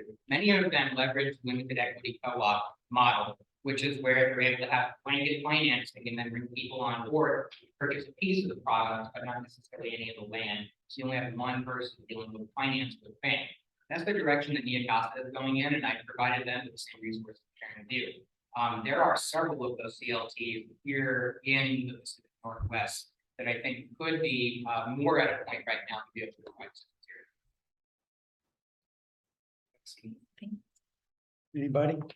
Okay, let's move on. Thanks, TJ. Thanks for coming. And so I don't see Alyssa. Maybe do you she one of them? While we're looking at that, we could get an update. Carol, are you still out there? Is Carol on? Oh, she's muted. Yes. Hey, I'm Carol, any update from your neck of the woods? Well, I'm sorry I didn't make the other meeting. I'm not sure what Chad told you last time about Gerhardt, but I think it's worth noting that after the Clatsop County housing report was finished, the city hired Angelo Planning Group to do a refined BLI for us because we just couldn't quite believe some of the numbers. And not only is it a BLI, but there's also comprehensive plan, policy amendments, and zoning code amendments, all centered around housing and affordable housing. Now, we haven't done those yet as far as amending, but the noteworthy thing is that the county report said we had actually 45% more land available than we than we found out in the refinement. And in the last 3 years, we've already consumed almost half of that in the building explosion. So maybe that's changing, but we're gonna run out of land much faster than 2038 if the trends continue. Yeah, I think that's a great point, Carol, and I know what Jay, they're doing in Warrington. I think we should all, and I'll be doing that as well, but I think that's a great point. We should all be looking at that buildable lands inventory and kind of calculating some of those figures that came out of that. Because I looked at some of that and I agree, we're probably about a half of that as well. So I look forward to maybe kind of, when we talk about not the next meeting, but the following, that's one of the things we'll see if we can update that number across the county on that. And then I think Gail did, I think Clatsop, any update from?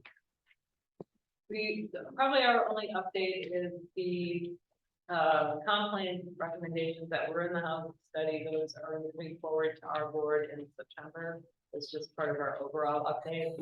And we've been doing some work with rural ADUs, but now that the wildfire risk map is put on hold for a little bit, that's going to slow that process down. We're still moving forward with that.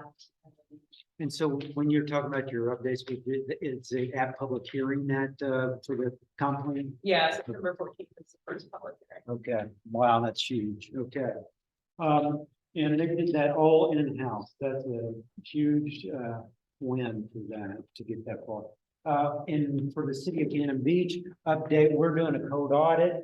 I mentioned September 7th is our next meeting on that. And we will be looking at a lot of this updating, and hopefully we'll see a lot of those go green on our dashboard. So if we can go back, I'd like to start jumping into, I didn't see Alyssa on there, so we'll hopefully have her at the next one. We have had, I know the county's had conversations with Alyssa, and we've had conversations with Alyssa, and she's just a great, I think going to be a great resource for us in the county. And I think we'll, I'm not going to say she's our TJ, but she is going to be another resource and another, we're going to build that capacity or work with the county to help build that capacity moving forward. So mission vision plan, can you, the next one, please?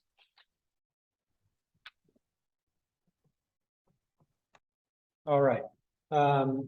So we talked briefly about these at the last, using some benchmark communities. I said I've chosen a lot of the mountain town because they've been doing it for a long time. That's what, if you click to the next one, you can see 3,000 units in Pitkin. And so I want to concentrate on those mission and vision, and moving us into our mission and vision. We likely won't get to it maybe a rough draft today or a first draft, but that's what we want to start kind of focusing on, because then we can start saying, like TJ, well, where will we be in a year from now on this mission and vision? Where do we want to get to 10 years from now? Pitkin County, Aspen, supports affordable workforce housing for a sustainable community and a prosperous economy. We accomplish our mission through equitable policies, accountable management, innovative development to meet the changing needs of APCHA residents and the community. We effectively communicate and partner with the community to accomplish this mission. I just want to highlight a few things in a communication. I think TJ talked about that, and they've even got a committee on that. We've also, I think it was Bruce that brought that up. What do we communicate to our community is going to be one of the key things that we talk about here.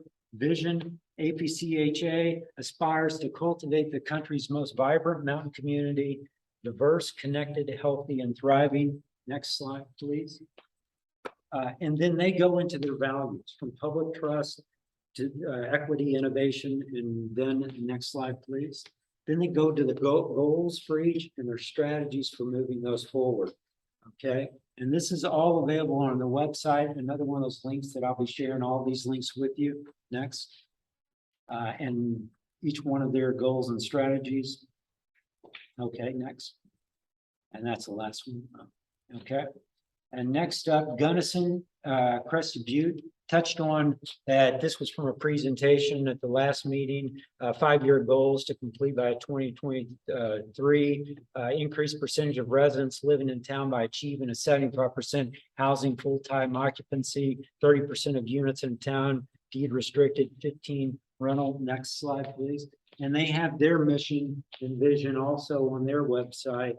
Gunnison Regional Housing Authority mission is to advocate, promote, plan, and provide the long-term supply of desirable and affordable housing in Gunnison County in order to maintain a well-rounded community.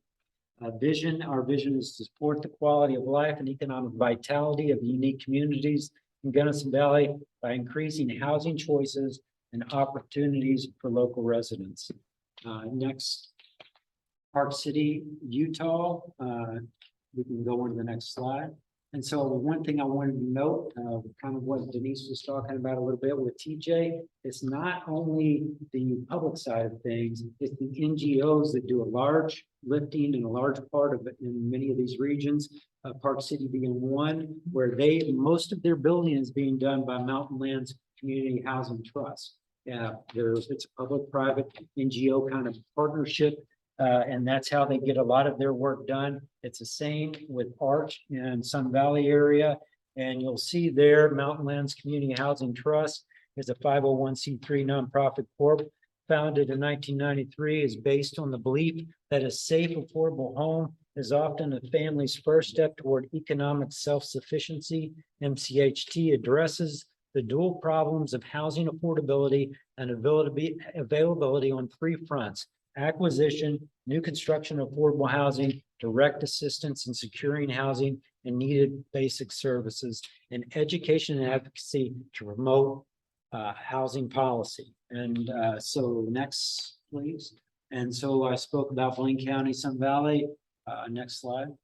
And so here's their plan with the vision and mission. And next slide, please. And since the other community I looked at was San Miguel County, Telluride, and theirs, and I'll also link these to you. Okay, next step, please. And so one thing I want to point out in a lot of these, and about everyone you'll notice, and TJ referenced their housing study and their housing report, you will see a history of all their housing needs, assessments, and reports. One thing I wanted to point out and why I clipped this for San Miguel is look how long they've been doing this, 1990 to 2017. This is the average percentage of housing and deed restriction in that community, and how much is for each one of those 5-year segments. They don't have, this was the latest one, I think it was 2018, 2019. And next slide, please. And that's the number of how much was being built at for each one of those 5-year periods. And I'm sure, if like us, that's probably up in here for this last 5 years. So next up. And so that's what that's how we compare. Bottom line, that's where Clatsop County stands to some of these other benchmark communities as far as affordable housing. And I grabbed most of that from what TJ referenced, that atlas across that HUD does, and been comparing our numbers to that. And so next slide, please. I'm going to hand this off to Denise, and she's going to lead us in our our own mission and vision kind of work session. I'll take notes. Go ahead, Robert, next slide. So Jeff did a little research and pulled up some information on what's a mission statement and what's a vision statement. I know this is a little bit tiny in terms of the print. A mission statement clarifies what the company or our group wants to achieve, who we want to support, and why we want to support them. And the vision statement describes where the company wants a community, or where we would want the community or the world, I think we'd say our community, to be as a result of what we're doing. And so a mission statement is a roadmap for the vision statement. A mission statement is an action-oriented statement declaring the purpose an organization serves to its audience. It often includes a general description of the organization, its function, and its objectives. And Jeff put this one together as an example. I don't know if you want to say anything. Yeah, I'll just say, this is just what comes out of my mind when I think of what our mission could be. It's not to say I want this to be, it's just the way I thought of it. That it's provide a regional platform resolving workforce housing needs for partnering across jurisdictions to build effective policies and programs. Because I think the 3 Ps are always important to us, is building those policies, the framework to infrastructure to get it done, the programs, whether it's a housing authority, the capacity that we have to build in each one of those programs, which lead to projects. The last P, the projects on the ground, to build an inventory of wonderful places to call home and sustain community. I think this connection to not just great places, but also the community that we're investing in and building. So that was just my thoughts, but I wanted to get that moving. So on to the next slide.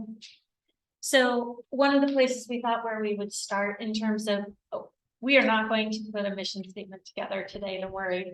But what I wanted to do was to see if I could get some feedback and, I know it's almost 4 o'clock, but if we can do some popcorn and just toss some ideas out there. Jeff is going to take notes. He and I will work to put something together and bring it to the next meeting, which then we can massage and work together. But I thought Tillamook's mission statement was great. And so it would be great for us to come up with something that helps us as we start to really put together our scope of work and our plan that really helps provide direction for us moving forward. And so this is just a simple way to start.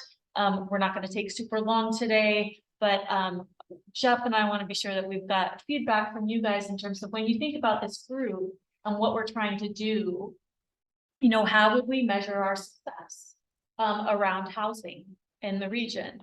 Go back to Jeff's. There we go. And so here's a sample. But just if you were to think about housing and success in Clatsop County, and what kind of timeline? Okay, 10 years.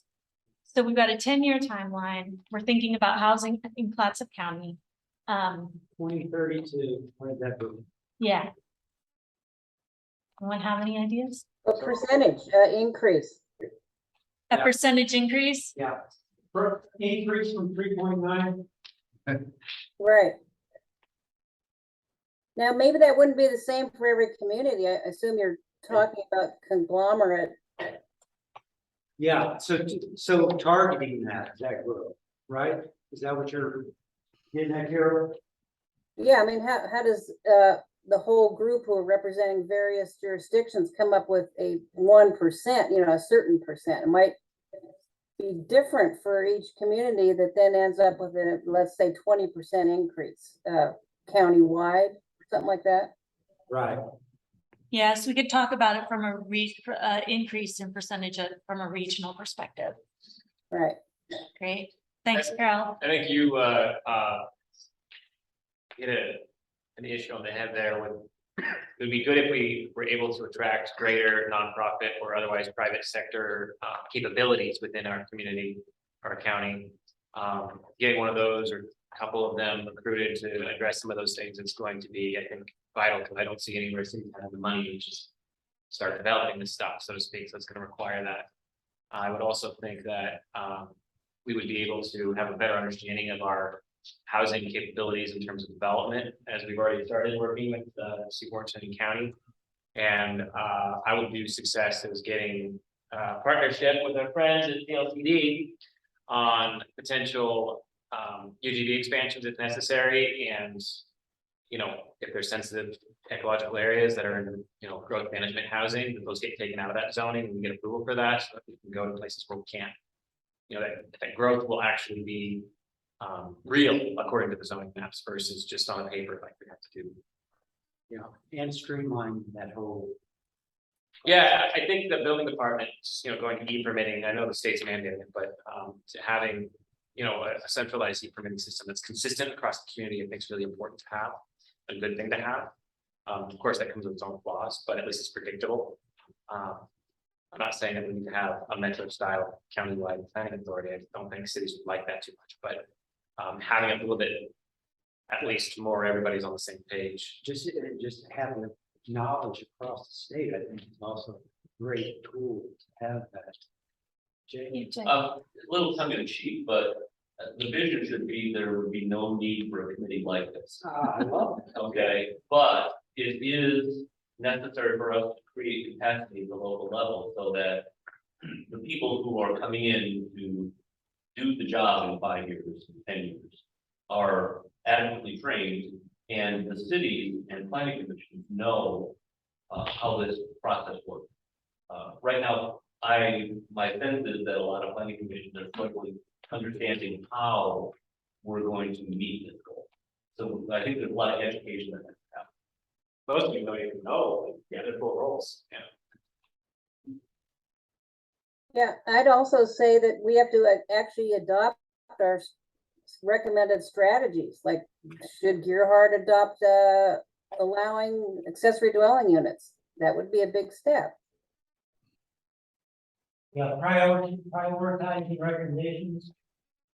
Yeah, and yeah, working with the city officials, I suppose, to decide what they want to do. Great, thanks, Carol.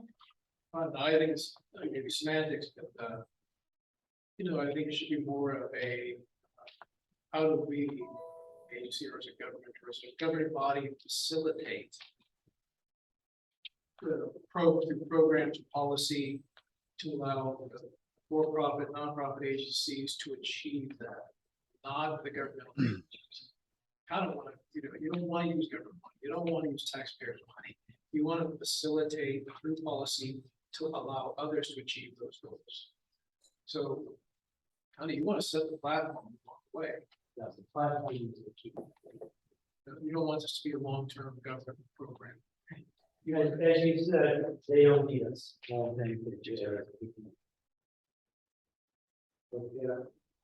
Anyone else? Look, I had a couple of things that I wanted to talk about on the mission statement. If we could put that back up on the screen. Yeah, sure. And is this Brent? This is Brent. Yeah, sorry. Thanks. We just can't see when it's on the slideshow. We can't see who's speaking. Ah, okay. Sorry.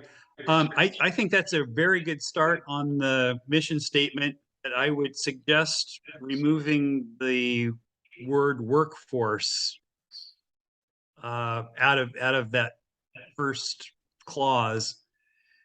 I think we need to keep it broader than just workforce, although workforce is an important aspect that we need to address, but make it more general, saying the platform for resolving housing needs by partnering across jurisdiction to build effective policies and programs, leading an inventory of wonderful places to call home and sustain community for all income levels.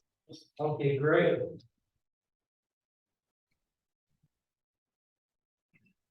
So that would capture workforce housing, low income housing, whatever levels. Excellent.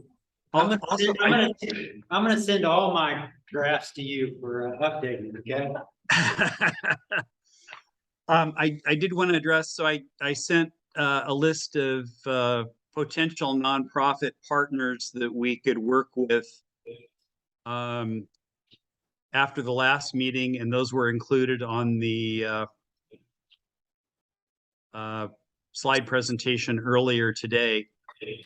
But I just wanted to point out that there are some creative outside the box thinking. One of the most innovative, beautiful, affordable senior housing projects that I ever financed as a banker was done by a Rotary Club. And that was up in the state of Washington. But it was a small rural area that did not have any indigenous nonprofit organizations to do affordable housing. And the Rotary Club had a natural nucleus of talent. Because they were all business owners, government leaders. They knew how to work together and get things done. And they came up with a great, I think it was about 65, 68 unit senior affordable housing project. So it can be done, but it's a lot better if you have the expertise from the start rather than trying to build it. So thanks. That's about it. All right, thanks, Brent. Anybody else, any other vision?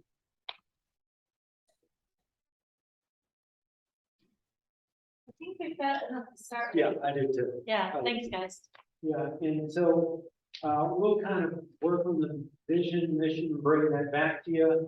Can you go to the next, and so, and we'll finally get to that, and then next one.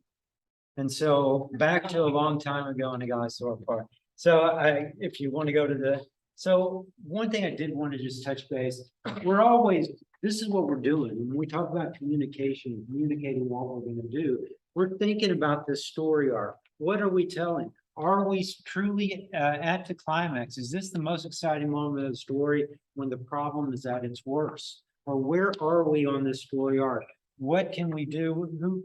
Who's going to help us? Who's the next slide here? Who's the heroes? Who's the villains? You know, and if we can think about that in moving forward, it tells us, you know, hey, what are our challenges ahead? What do we need to see happen, or what can help us with that? What are the tools out there? And we'll come back to this repeatedly. And remember, like I always say, this is episode 4, because we're starting in the middle, because there's been a lot that's already happened and it's happening. And the one thing, talking with Don, and Don's not here, but he will continually say, all good things are happening out there. We have accomplished a lot, and I agree with that. And so we can't forget that in moving forward. So next, okay, so timeline. And I'm trying to respect everyone's time, and the last time we went over, but we started with this. We can't have the elected officials for the first quarterly meeting in a while. And they said, hey, let's do a quarterly task force kind of thing, get that going. At the first meeting, we decided that's not going to probably get it done. And so next slide, please. We decided let's meet monthly. And so we had the kickoff meeting. We started talking about the mission and visions here. And thanks for all the partners that came in and presented. We will have Alyssa speak at the next one. And then we will get into this capacity building portion of it. And then my thought was we get into capacity building. And when I say that, what I'm talking about is what are the policies, TJ did a great job of highlighting some of those policies, some of those prioritized policies that can really have effect early on, but starting to build the whatever capacity organization wise. And then is that through an IGA? Is that through some kind of a intergovernmental agreement approach? And then as far as what are the different policies? Are we going to do it through inclusionary housing? Are we going to do it through concentrating on mental housing and things like that, as TJ and Tillamook has done? And then the next one, we talk about those asset mapping, taking that GIS, and Zach and Amanda and the work that they've done in Clatsop, and then Jay and our jurisdictions, and what are we doing buildable lands, and bringing that together to say where and how we want to grow in the future. Next slide. And so I'm not going to get into all that stuff today, but this is the stuff we will get into in the next meeting, starting to focus on this. And so, like I said, early in the first of this meeting is I want to start giving out or sending out weekly kind of homework. And so I don't expect all of you to do it or be involved in it, but I do want you to have a look at what I send out. And I'll try to send it out on Wednesdays. and put a packet out to start walking us through that kind of decision tree that will get us to some of the policy prioritization for the next meeting. So next slide. This just talks about affordable housing. We'll be talking about this in the future. One thing I wanted to highlight in this is that under the state statutes, what does it say? No less than 30 years. And we have had one in the city of Cannon Beach, affordable housing, and it was for 10 years. We have not even met the requirements from the one housing that we've done project. And so how do we get there? How do we each guarantee that and have the infrastructure there? Just like TJ said, there's, you know, to have the state have some pressure, but we need to also, we can come together and supply that pressure as well regionally. And so the next, this is just part 2 of that. Next slide is part 3, and we will kind of start walking through some of that and how we're going to deal with it regionally. So next slide. My thought is capacity building, and then like I said, we start looking at the supply. Anybody else a different approach? Do you all think that's a doable approach moving forward? I think it's good. Okay, Can you go back up one slide? yeah, It does not apply to land and local government terms that the properties with 100-year floodplain. That is. this is all part of the state statute language. That's gonna link to one of our properties. Those So- cars. So, yeah, so these are parts of a discussion moving forward. So, next and finally. So this is the other, thing that I wanted to talk about. I think this kind of fourth Wednesdays of the month works for us. I don't know, everyone else if this time period. But I threw that date out there because I think if we continue, and I think this is a great place as well, if we need to break out into tape. I was just gonna say, as long as you're done by 4, because we have a board meeting on the 4th Wednesday. And is it at 4? Yeah, well, before 4, yeah, 'cause the meeting's at 5. Okay, so we could move it up. You know, I don't see why we couldn't move it up to 1 to 3, you know, do 1 to 3 on every 4th Wednesday. Fine. Okay. Well, I'll throw out 1 to 3, and if I get feedback that doesn't work for somebody, then we'll go. But let's see, anything else did I not get to, or any questions or thoughts? Do you have more, I'm sorry, No, go ahead, go ahead. do you have more direction from the elected officials that wanted this task force on what they expect out of this? We have, that's a great. Pictures, crayons. Really things to look at. Like a wing. I wasn't there and I apologize. Yeah, no, we didn't really, it wasn't like, you know, it wasn't, I mean, I'm happy to go back and look at this page or whatever and just see. But it really was pretty broad or general, that they wanted Taskforce to kind of. Okay. And I think by opening, the way we structured this was to have a elected official, someone from the management, and then one from the planner from each jurisdiction. I think they get to have that feedback and say as we move this forward. So if we're not hitting the points they want, that's what they can always contact us, Denise and I. I'm, like I said, my goal is to shut up after and hand it off to Denise, and that's what we're gonna be transitioning to. But Go back one more slide. yeah. Oh, one more, sorry. Jeff, I think, brought up the natural disaster hazards issue too. Yes. Brett? Help me understand it. Go ahead, This is Brett. gonna help you, but they're all gonna get screwed. One thing I was wanting to actually touch on, this is actually a very good, Yeah. maybe transition, something I wanted. Is this for the next half hour, Brett? Okay. So all the planners received an email from me about the Oregon, DLC on the Oregon Housing and Community Services Board, which has been done on the Oregon Housing Needs Analysis program. It's based off of House Bill 2013, which where the legislature asked GLCD and Oregon Housing and Community Service to work together to come up with a set of recommendations to address housing needs. There was there's a preliminary set of some recommendations that were developed, and there are some feedback sessions coming up in September on this. I was listening to Think Out Loud on the Morgan Public Broadcasting, and the director of DLCD today said that a more detailed report was going to be issued today. And that's what staff was understanding additionally.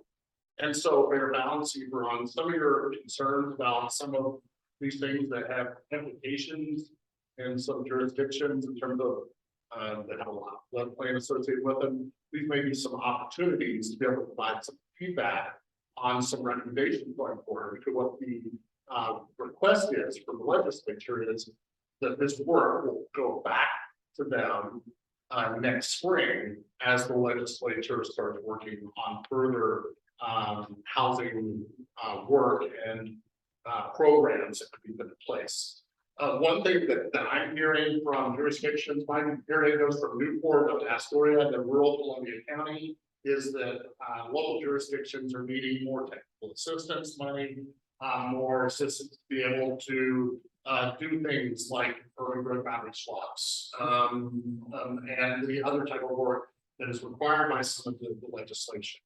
I'll say that yesterday down in Tillamook, the director of DLCD was speaking to folks down in Tillamook and talked about the budget that DLCD is putting forward to the legislature or to the governor's office in advance of going to the legislature. And DLCD is putting in requests for additional funds that could be used, for implementation of local jurisdictions. I saw the League of Oregon Cities legislative priorities that came out last Friday talk about that need for additional funds to be able to move forward. So, but these are some of the things that DLCD and Oregon Housing Community Services would like to hear more from as a part of some of these comment sessions. Jeff, I can, if you want, I can re-forward that email over to you and we can get it sent out for this folder. Okay, super. Thank you. Thanks, Brett, for the update. And thanks for being here. And thanks to all the guests. I look forward to working with you guys moving forward, because I really think we're going to do some great stuff. And I want TJ to be there every step of the way, because we're going to be there for him and work with the Northwest Housing Authority as well. And so I think this is going to be a great partnership. And I think that the state is looking at us, because I think they really realize we're going to be doing some great stuff as a positive program for rural areas.